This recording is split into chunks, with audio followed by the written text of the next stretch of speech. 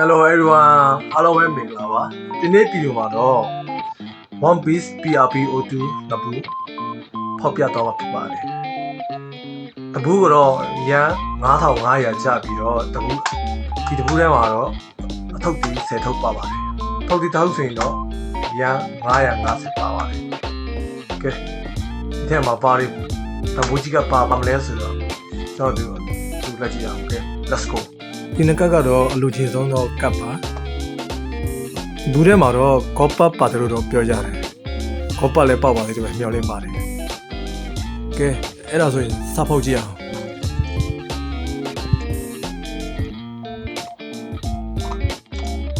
ဘူးလိုက်ဝယ်ဖောက်ရရချက်ကတော့ကုမ္ပဏီမှာတကူတကလိုက်ပြီးမင်းစရာလည်းမလိုတော့ဘူးကိုကြက်တဲ့ချိန်ကိုထားပေါက်လို့ရတယ်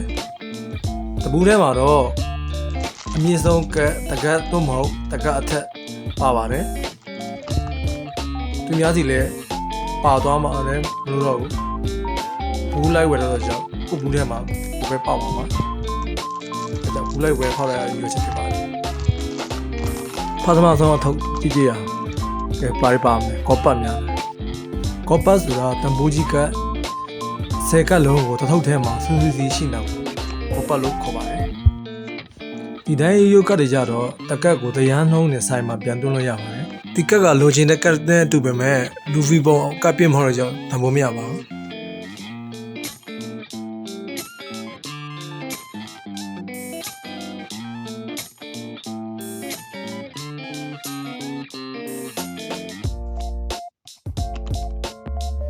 သူတို့ရထောက်ကြည့်ကြရအောင်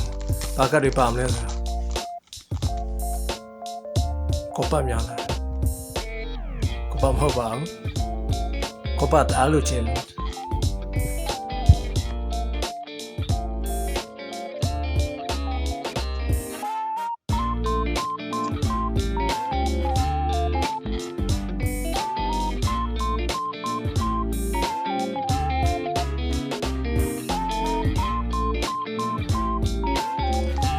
နောက်တစ်ထုပ်3ထုပ်မြောက်ပါရီကန်ကောင်းပြီးပါရီပါမယ်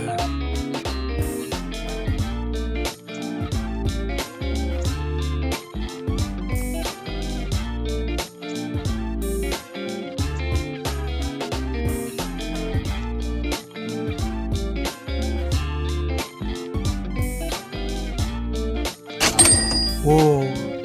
ဒီကတော့ဈေးမြင့်တယ်2000ကျော်3000ထဲမှာဘာကတ်ရရထားလဲဆိုပြန်ကြည့်ရအောင်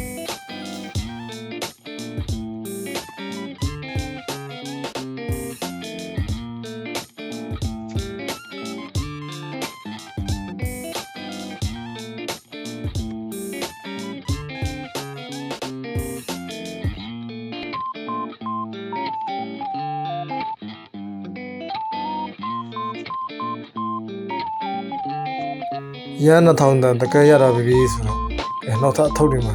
ထပ်ပါစေလို့ပဲမျှော်လင့်ပါတယ်ဒီဗီဒီယိုမှာတော့3000နဲ့ပဲဆုံးသက်ပြစေကြားနေနောက်တစ်ဗီဒီယိုမှာပြန်ဆောင်ကြမယ်